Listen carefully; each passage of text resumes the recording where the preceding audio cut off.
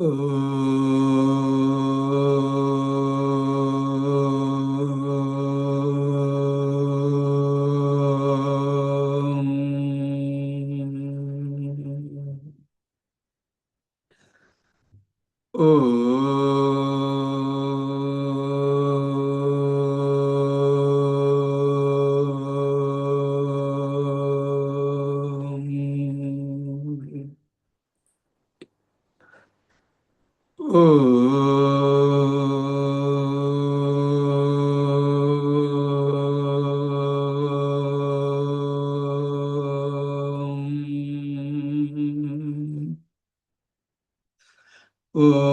Shri Ganeshaya Namaha. Om Shri Saraswatyai Namaha. Om Shri Gurubhyo Namaha. Sadashivasamarambham Shankaracharya Madhyamam Asmadacharya Paryantam Vande Guru Paramparam. Shruti Smriti Purananam Alayam Karunalayam Namami Bhagavatpada Shankaram Lokashankaram. Shankaram Shankaracharyam Keshavam Badharayanam Sutrabhashya Kritau Vande Bhagavantau Punah Punah. Samasta Jana Kalyane Niratam Karunamayam Namami Chinmayam Devam Sadgurum Brahma Vidvaram. Sadgurum Brahma Vidvaram. Om Sahana Bhavatu Sahana Bhunaktu Sahaviryam Karavavahai Tejasvi Navaditamastu Mavid Vishavahai. Om Shanti Shanti Shanti. Sarva Vedanta Siddhanta Gocharam Tamagocharam Govindam Paramanandam Sadgurum Pranatosmyaham. Sadgurum Pranatosmyaham. The causal body, Karana Sharira, called Avidya, also called as Maya,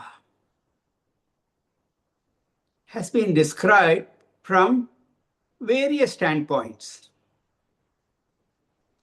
One description of that is Trigunatmika, composed of the three gunas, made up of three gunas, Sattva, Rajas, and Tamas. And then Shankaracharya began to elaborate, discuss on these three gunas. Guna. Vikshepa Shakti Rajasa Kriyatmika Yatah Pravritti Prasruta Purani Ragadayosyaha Prabhavanti Nityam Dukkadayo ye Manaso Vikaraha. The nature of the Rajoguna is activity. Its power is projection power, Vikshepa Shakti. It projects our various likes and dislikes.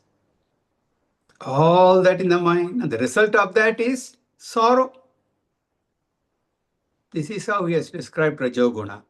Further, Rajoguna, Kama, Krodho, Lobha, Dambadya, Suya, Ahankara, Ishya, Matsara, Adyastu, Ghorahat, Dharma yete rajasa pum pravrittihi Yasmat yesha tad rajo bandha hetuhu. This rajoguna expresses as all these negative qualities: desire, anger, greed, pomp and show, fault finding, egoism, jealousy, miserliness, such terrible traits. These are all the result of the rajoguna in us. It goads people, forces people into action, and those actions bind them.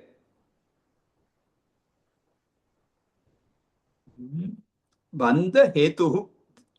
This rajoguna is a cause for all our bondage. Then he moved on to tamoguna description. Yesha vritti nama tamogunasya shaktiryaya vasvabhasate anyata saisha nidanam purushasya samsrutehe vikshepa shaktehe pravanasya hetuhu. This tamoguna was described as having the veiling power, the ability to cover, veiling,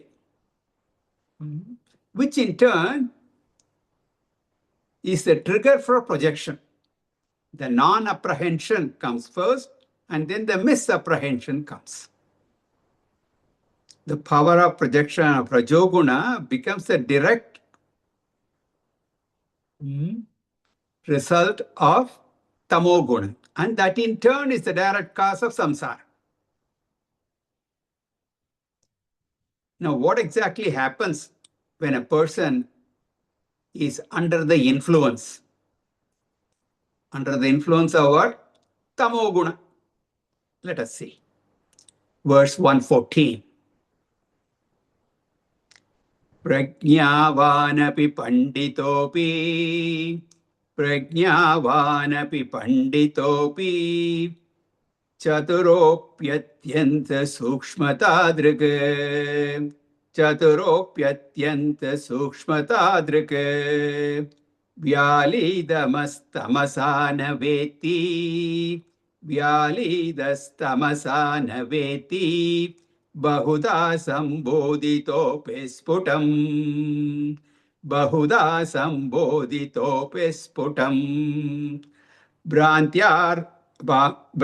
Brantyaropitameva sadhu Kalayatyalambate tadgunan Hantasau prabaladuranta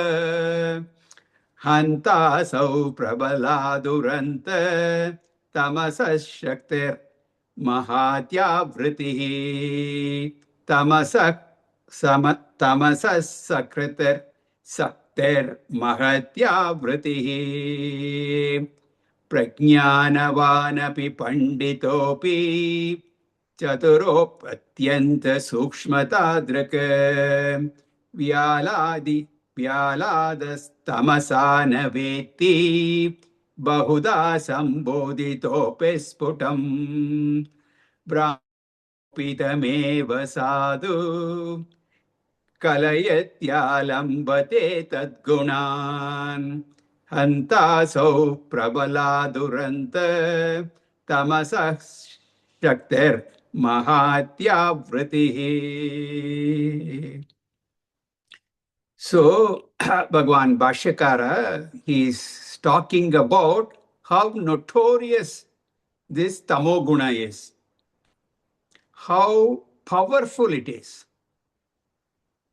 and how it is not that easy to remove. The avarana shakti, the veiling power of this tamoguna, he says, bahuda sambodita api sputam na veti tamasa vyalidah, gripped, overpowered, just gobbled up by this tamoguna. Under the spell of this tamoguna, Literally, vyali means to swallow.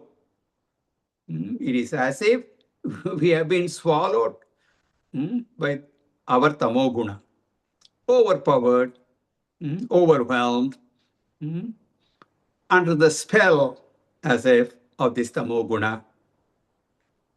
A person bahuda samboditaha api na veti.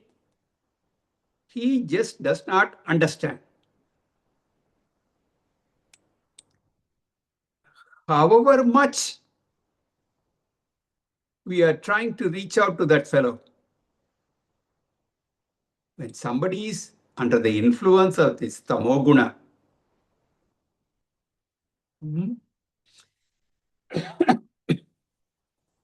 we try our best to communicate to him. It just does not enter his mind. Cannot understand. If the guru says tattvamasi, he will turn around and tell the guru tattvamasi. Hey fellow, I'm telling you, you are that, and you should understand it as aham brahmasmi. That is how he should understand. Instead, he turns around, gives the guru the same medicine. That is the glory of this ajnana, tamoguna. And this person is not any ordinary person. Prajnanavanapi is very intelligent.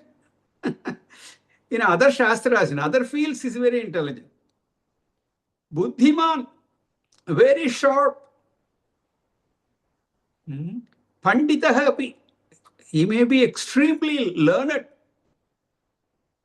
In the traditional shastras like Tarka, Mimamsa, Vyakarana, or in today's, he may have 1 or 2 PhDs. He may have the title doctor before his name and PhD also, MD, PhD. He may be. He is intelligent, he is erudite.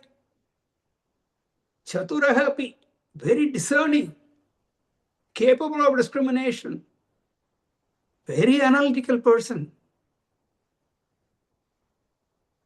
He is atyanta sukshma atmadrika, very fine intellect, very sharp. Even subtle topics he can understand. But somehow, tamasa vyalidaha, completely covered by this tamoguna. Possible. Naveti, does not know, does not understand this Vedic teaching, in spite of clear communication. So what is he going to do? As long as he does not grasp aham brahma asmi, he will have to continue to claim aham jiva asmi. I am jiva. Till the brahmatvam comes into play, the jivatvam will continue. Therefore, brantya aropitameva sadhu kalayati. He takes, under the erroneous notion, wrong belief, mistaken identity, that this physical personality alone is reality.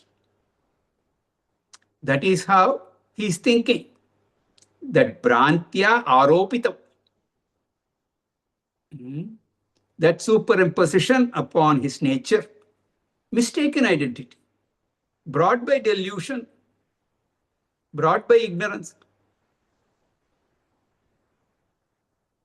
I am a human being, I am a man, I am a woman, and even psychologically, emotionally, I'm a kind person, an angry person, this, that, and whatnot. Other than Brahman, so many other things I claim myself to be. Identification with one thing or other, that is what we call ahankara. So this personified I, the personal I I with some qualification or the other, the qualified I, the ahankara I alone, sadhu kalayati, he takes on as the real I. According to Vedanta, all that individuality, the individual I is false, mithya. The real I is the infinite I, the immortal I.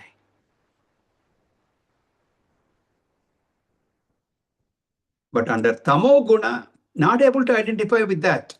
Instead, identifying with all the falsities. Once the false I comes, because of brantya aropitam, because of delusion, branti, because of this mistake, naturally, all the properties of all that anatma, I take that to be my properties, my qualities. That's what I am. I claim them as mine. Therefore, tat gunan alambate. He claims and identifies with those physical properties, the emotional properties, the intellectual properties. He never claims the features of Brahman. Satyam Jnanam Anantam Brahma Aham Asmi. He does not claim. As Brahma, Aham Nitya Shuddha Buddha Mukta Asanga Sarvagata Jagat Adhara. I am eternal. I am pure. I am of the nature of consciousness. I am ever liberated. Never attached to anything. I am all pervading. I am the substratum of this whole world. That he is not able to claim. The Shastras say, the scriptures say, that's what you are. But under the spell of tamoguna, not able to accept that. Never accepts these things. So there is dharmi adhyasa and then dharma adhyasa. Dharmi adhyasa means identifying with a substance, with something, with the body, with the mind. And then dharma adhyasa means identifying with the qualities of that, of the body and the mind. I am the body identification is called dharmi adhyasa. And then I am fat, I am lean, I am tall, I am a man, I am a woman. All these are called dharma adhyasa. Those are all the properties, qualities of that body. That's not mine. What to do? Under the power of the veiling power, covering power of the tamo guna, we continue in ignorance and do all this superimposition. Therefore, the teacher says, hanta. Hanta means, alas. Oh, poor fellow. The Guru himself has tried all the method. I'm unable to help you. I only pray to God and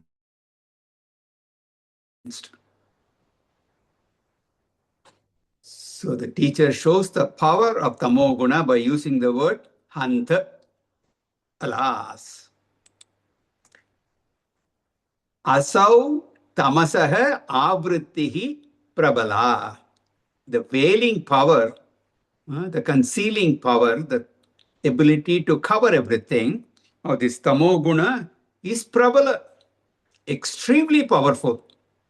Bala, strong. Prabala, extremely strong. I'm helpless. And that is why in Bhagavad Gita also, Sri Krishna gives 3 examples for covering. You may remember, Dhumena vriyate vannihi yatadarsho malena cha yatolve navruto garbhastata tena tadam avritam, tenedam avritam. That covering, he gives three. One is like when the fire is covered by smoke. That is not a very strong covering. Foo, foo, foo. By fanning, you can get the smoke out and you can get the fire going. When a mirror is covered by dust, reflection is not clear and you want to clean it up. Again, that's not that difficult. A little bit more effort. You get a wet cloth and you just wipe it, and then that it's dusted and it's clean.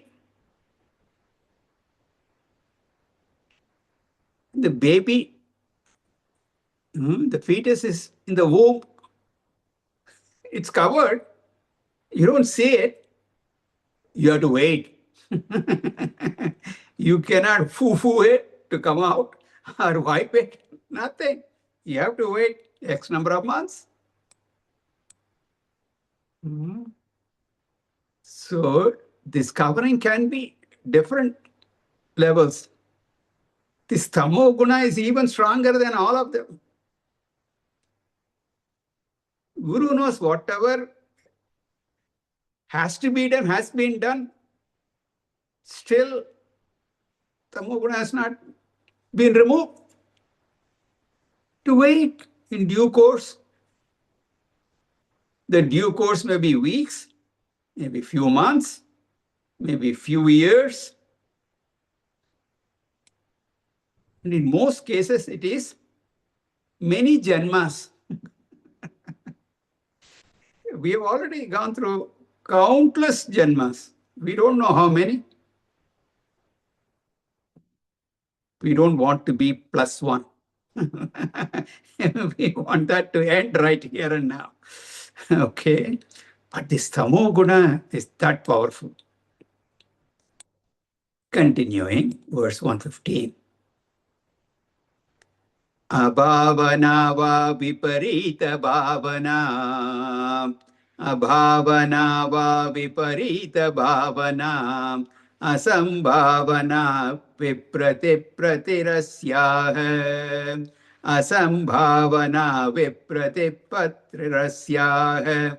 Samsargayuktam na vimunjate dhruvam. Samsargayuktam na vimunchate dhruvam. Vikshepashakti kshapatyapajasram. Vikshepashakti kshapayatyajasram. Abhavana va viparita bhavana. Asambhavana vipratipatirasyaha. Samsargayuktam na vimunchate dhruvam. Vikshepashakti kshapayatyajasram. So Bhagavan Shankaracharya once again clarifies the Vikshepa Shakti of Rajoguna and the Avaran Shakti of Tamoguna a little bit more further. The functions of the Vikshepa Shakti, he says, is Viparita Bhavana, which means Dehatma Buddhi. A strong identification with the body. Deha Atma. This body is the Atma. That kind of, I am that body. That kind of a strong identification. And when we say body, not only physical body, not only the gross, the subtle also. Includes the mind also. More powerful the body identification, more it is difficult to identify with consciousness. Therefore, Dehatma Buddhi and Brahmatma Buddhi, they will never be together. They'll never coincide. The more one becomes powerful, the other will become weaker. Cannot have both of them equally powerful. In the case of Rajasic people, the Viparita Bhavana is very strong. So when such people come to Shastra, when they come to study the scriptures, they will face three types of problems. The first problem is abhavana, non-acceptance of the scriptural teaching. Cannot accept what is said. The scriptural teaching is Tattvamasi. You are Brahman. But they will reject because I am the body is so strong. When that is so strong, how can they accept that I am that Brahman? Because Sri Krishna has said in the 12th chapter, you may remember, Kleshodikatarastesham avyakta sakta chetasam avyakta hi gadir dukkham dehavadbihi avapyate. One who has strong dehabhimana, Vedanta will be tough for him. So the first problem is rejecting that I am Brahman. Aham Brahmasmi, I can be. That's the first problem, non-acceptance. Then, second problem is asambhavana or samshaya bhavana. And Bhagavan also, Sri Krishna has said in the Gita, samshayatma vinashyati. When it comes to Vedanta, don't be a doubting Tom. No, don't do that. What the scriptures say, you accept it. So,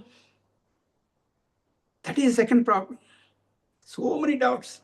Nothing wrong, but you make efforts to clear them. Don't say, I doubt it, and then be done with it. You should have all your doubts clear. That is important. This Rajoguna will not let him do that. That's a problem. And the third problem is Vipratipati, misunderstanding or wrong understanding of the scriptures. Teacher says one thing, he will take a totally different meaning. Sometimes they will take out of context. Sometimes they will just take the opposite. All kinds of possibilities are there. I'm sure you all had experience growing up in schools.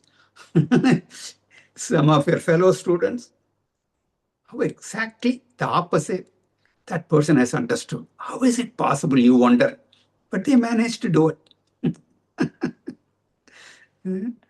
That happens in this field also. So all these, the Dehatma Buddhi, the rejection of the teaching, doubts about the teaching, misunderstanding of the teaching, na vimunjati, will never leave that person. Dhruvam, it stays there firmly with that person, who is samsarga yuktam, who is associated with this vikshepa shakti, or who is associated with rajoguna. Rajoguna is strong in that person. All these problems is there. This vikshepa shakti ajasram kshapayati, will constantly disturb his mind. This rajoguna makes his mind restless, agitated, active, disturbed. So it cannot quieten down and concentrate on the teaching. That's what happens. Problem with rajoguna. Then continuing, verse 116. How about our friend Tamoguna? Ajnanamalesya jadatva nidra. Ajnanamalesya jadatva nidra. Pramadam moodatva mukastamo gunah. Pramada moodatva mukastamo gunah. Pramada moodatva mukastamo gunah. Yetaih prayukto nahi veti kinchit.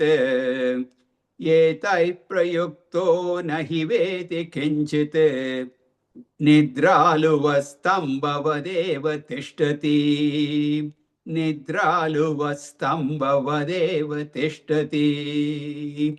Ajnanamalesya jadatva nidra. Pramada moodatva mukastamo gunah. Yetaih prayukto nahi veti kinchit. Nidraluvastambhavadeva tishtati.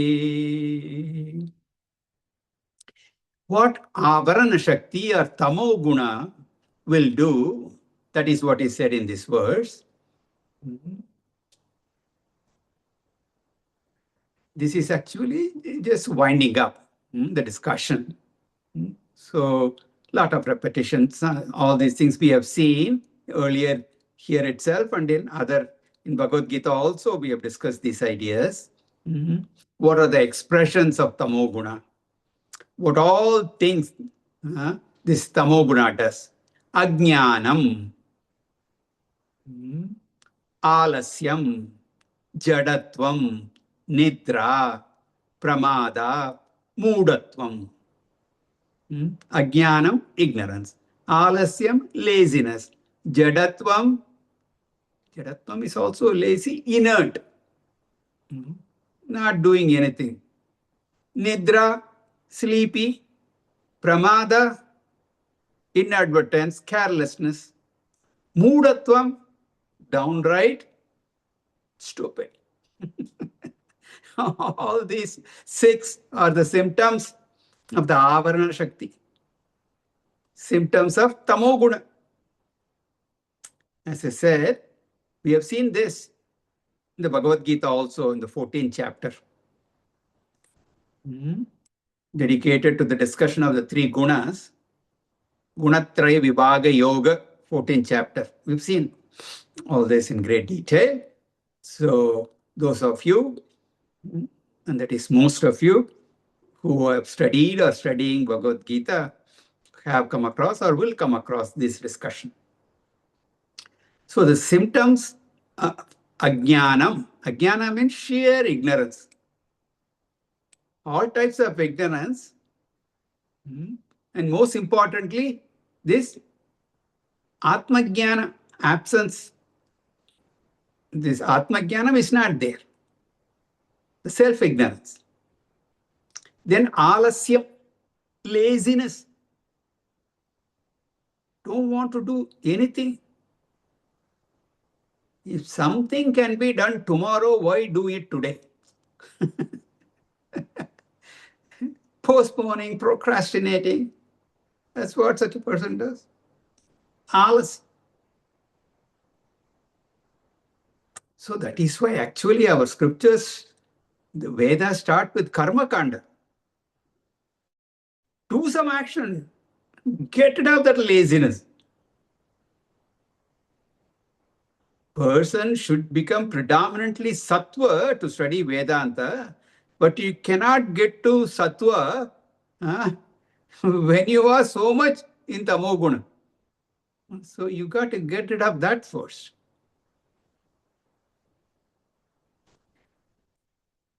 Everybody starts out with tamoguna only. So we have to break the tamas. And that is done by rajoguna. And then we have to break that rajoguna by sattva guna. And of course, we have to go beyond that also. So if somebody is there under the influence of tamoguna, that person cannot jump to Vedanta right away. So you have to create some desires in that person. Even if desires are not there, give some daily duties you do. You get up in the morning, nothing else. Go to the temple, do pradakshana, do namaskara. That itself, all these, our temples, they usually have 2 or 3 prakaras, and if you do one round of the 3 prakaras, you've gotten your 10,000 steps. That's what it's meant for. These things are there. These benefits are there. Doing namaskar. In some traditions, they do it 4 times. Ashtanga. Yeah, you got your exercise all right. Your laziness is gone. So, one of the biggest obstacles is laziness, which is related to the physical body. Then jadatvam, inertia, dullness of the mind. One is a physical laziness and dullness, etc. Then we don't want to, strain our intellect. Okay. Study a Vedanta, we are asking you to think, teaching you how to think. Even those people who come to so-called spirituality, don't ask me to do all this heavy thinking and all that. Tell me what I should do. That is what they want. And those people, those teachers, those preachers who tell them, do this, this will be the benefit. They are good. They are good spiritual leaders. You come to Vedanta and you tell them, you do this vichara, do that vichara, bhagatyaga lakshana you do, atma anatma vivechanam kuru. Not my cup of tea. I don't want to strain this, See, my intellect is so fine, it cannot take up all this. So delicate, you don't know. Actually, it is only jadatvam, dullness of the mind. We don't want to strain that. So, alasyam is at the physical level, jadatvam, mental. Slow to think, slow to answer questions. You ask him a question, the answer comes 2 days later. That's one thing. Then, nidra, sleep. Enjoy sleeping most of the time. Yes, you need 7 to 9 hours of sleep. Everywhere, these days you read, you are sleep deprived. You try to get in at least 7 hours of sleep.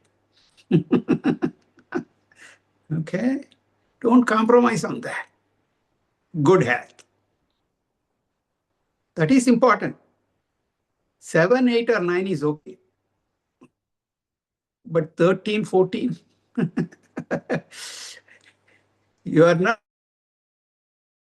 but you are sleepy.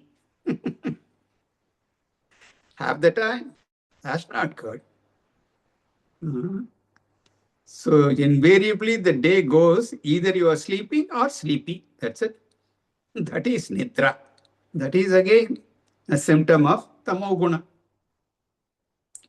Pramada, negligence, carelessness, inadvertence.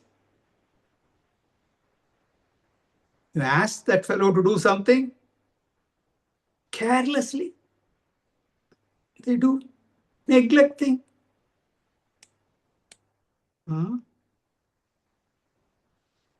So you ask him to do 5 things, 3 of them he'll forget.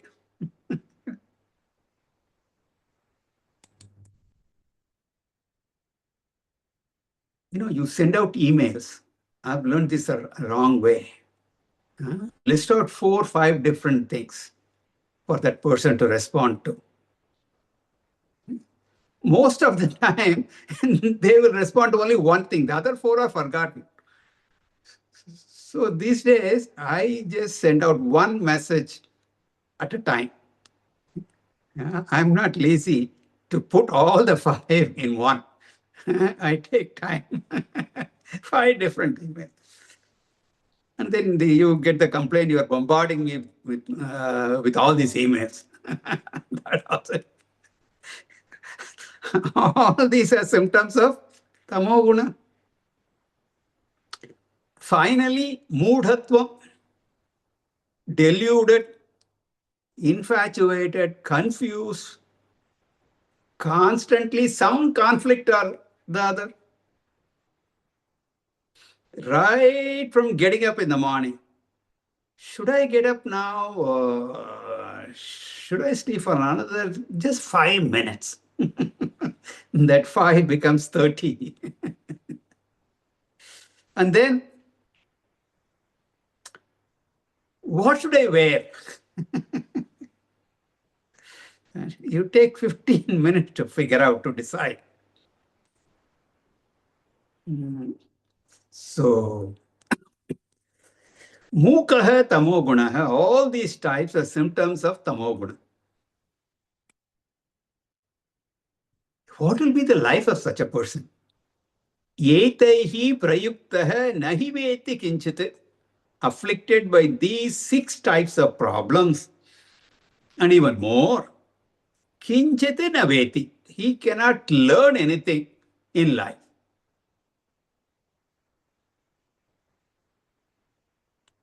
Animals don't learn much. They are pre-programmed. They can do a few things. Nature has given them that. Beyond that, they don't.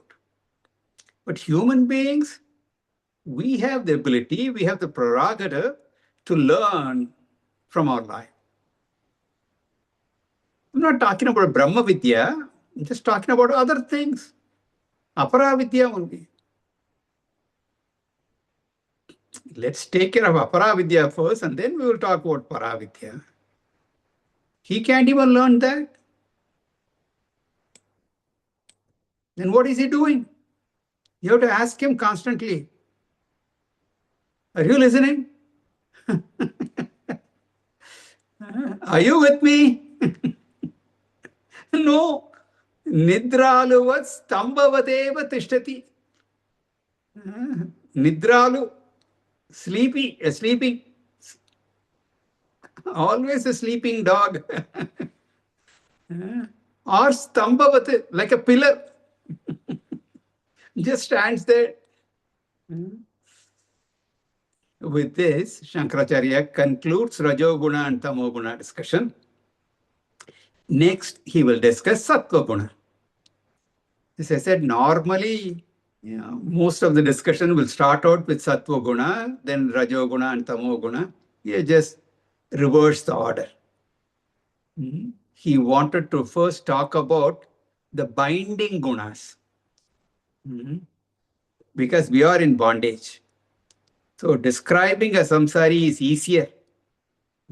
Then he will talk about sattva to point out that to be free from all these bonds, guna. And of course, we should transcend sattva guna also. Gunatita, we have to become. The religion part is for increasing sattva guna. And the philosophy part is for transcending sattva guna. The karma kanda increases sattva guna, decreases tamas, decreases rajas. Then when you've done enough of that preparation, when you come to jnana kanda, it'll take you beyond. That is the sequence. Continuing verse 117. Sattvam vishuddham jalavat tatapi. Sattvam vishuddham jalavat tatapi. Tabhyam militva saranaya kalpate. Tabhyam militva saranaya kalpate. yatratma bimba pratibimbitas san, yatratma bimba pratibimbitas san, prakashayatyarka iva kilam jadam, prakashayatyarka iva kilam jadam, sattvam vishuddvam jalavat tatapi ताभ्यां मिलित्वा शरणाय कल्पते यत्रात्मबिम्बः प्रतिबिम्बितः सन् प्रकाशयत्यर्क इवाखिलं जडम्. So from this shloka 170, the discussion on Sattva Guna starts. And he will talk about, he will discuss three types of Sattva Guna. The first Sattva Guna is that which is weak, because it is overpowered by Rajas and Tamas. I've told you several times, none of us are 100% Sattva or 100% Rajas and 100%. We are all a mix of all this. So the mixture. So here, it's a weak Sattva. Rajas and Tamas are more. Feeble Sattva Guna. Sattva Guna that is suppressed, dominated by Rajas and Tamo Guna. That is one, the weak one. The second level Sattva is moderately strong. Sattva Guna, in which Rajas and Tamas, they are almost equal. None of them dominates. The first one, Sattva Guna, is weak. Second one, Sattva is stronger. Madhyama, moderate. The first one is Manda. Then the last one is the Uttama Sattva Guna, in which Sattva Guna is very strong. Rajas and Tamas, much less. So for these three, certain technical words are used. One is called Malina Sattvam, the feeble one. Malina Sattva. Next one is called Mishrita Sattvam, moderate one, which is an equal mix. And then the final one, the Uttama, is called Shuddha Sattva. It's all beautifully dealt here. You won't find it anywhere. Even 14th chapter of Gita, this discussion was not there. I'll just give you the idea in a little bit now, and we will talk more in the following verses. He says, Malina Sattva stage, a person is bound.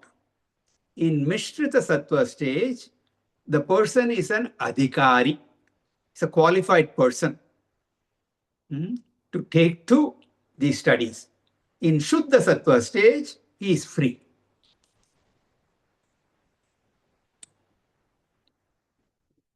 The Malina Sattva, he is not a sadhana chatushtaya sampanna. He's not endowed with qualifications. Very difficult. Anadhikari, unqualified, unfit. In Mishrita Sattva stage, he is not bound, nor is he liberated, but somewhere in the middle, towards getting the qualifications, he is becoming an adhikari or close to it. He will have Viveka, Vairagya, Shamadhi, Shakka, Sampatti, Mokshottam will be there. It will not be there in full measure, but good enough. A Shuddha Sattva person is a Jnani, a Brahmanishta. This is how the thought will be developed. First, we will see the Malina Sattva in verse 117. He says, Sattvam Jalavat Vishuddham. Sattva Guna is pure like water.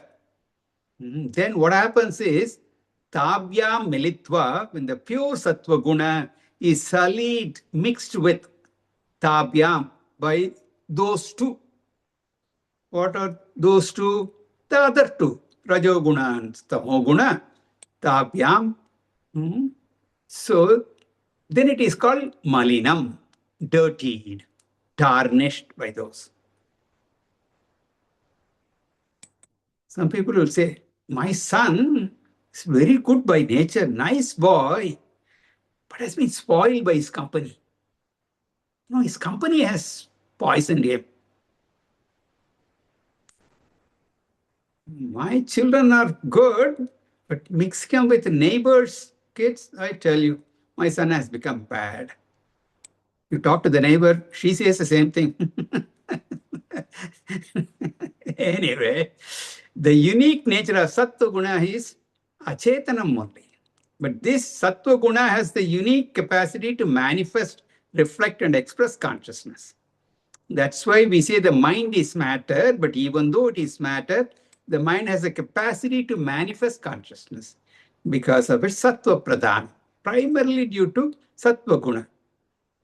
When we were studying the mind, we say that the mind and the organs of knowledge are created out of the Sattva Guna Pradhan.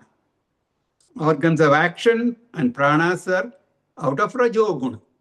Physical body comes out of Tamoguna. Therefore, the inert matter manifests alive, sentient, when it is Sattva dominance is there. It's exactly like a mirror. Mirror by itself is inert, and cloth is inert, but the mirror has a unique ability to reflect. Piece of cloth may not have that. Fine surface has the ability. Similarly, the Sthula Shariram is matter, Sukshma Shariram is also matter, but because of the fineness, Sukshma Sharira manifests consciousness. That's what he said here. Yatra Atma Bimbita Pratibimbita San. So yatra, that in which, referring to Sattva Guna, in the Sattva Guna predominant matter, the Atma Bimbita, the original consciousness, Pratibimbita, is manifested, is reflected, expressed. When you study the creation, the plant life has a little bit of consciousness compared to inert objects. The inert object, Tamoguna, is dominant. Sattva Guna, very little. So negligible that is as good as not being there. When you come to the plant kingdom, a little bit more. And when you come to the animals, a little bit, even more. And of course, when you come to the human beings, much more. The mind has now become a sentient entity. Not intrinsically, but borrowed consciousness, borrowed sentience. Now, what does the mind do? The mind has the capacity to illumine the world, know the world, sense the world. Therefore, Shankaracharya says, Arka iva akilam jadam prakashayati. Arka, sun, like the reflected sun, the reflected consciousness also, akilam jadam prakashayati, illumines, means it knows, senses, is aware of the world. Of course, the pratibimba, the reflection will not be there without the bimba, the original. So Atma Bimba, the original pure consciousness, illumines having reflected in the mind as the Pratibimbita Chaitanya. As the Chidabhasa, it illumines Akhilam Jadam. The entire inert universe is illumined by this. More of it we will see in the next class. Om Purnamadah Purnamidam Purnamudachyate Purnasya Purnamadaya Purnamevavashishyate. Om Shante Shante Shanti. Harihi Om. Shri Gurubhyo Namaha. Harihi Om.